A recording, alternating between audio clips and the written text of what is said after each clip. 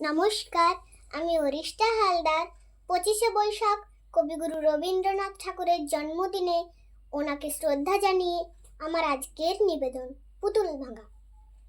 7-8 27 আমি বলেছিলাম বলে গুরু মশাই আমার উপরে উঠলো রাগে জ্বলে।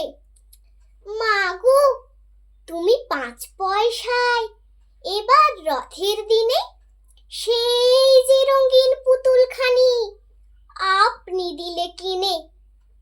খাতার নিচে ছিল ঢাকা, দেখালে এক ছেলে। গুরু মশাই রেগে মেগে ভেঙে দিলেন ফেলে। বললেন, তোর দিন রাত্রির কেবল যত খেলা, একটু তোর মন বসে না পড়াশুনোর বেলা। মা গো, আমি জানাই কাকে, ওর কি গুরু আছে?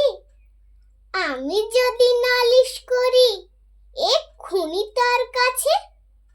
কোন রকম খেলার পুতুল নেই কি মা ওর ঘরে? সত্যি কি ওর একটু মন নেই পুতুলের ওপরে? সকাল সাঁঝে তাদের নিয়ে করতে গিয়ে খেলা কোনো পড়াই করেন নাকি কোন রকম হেলা?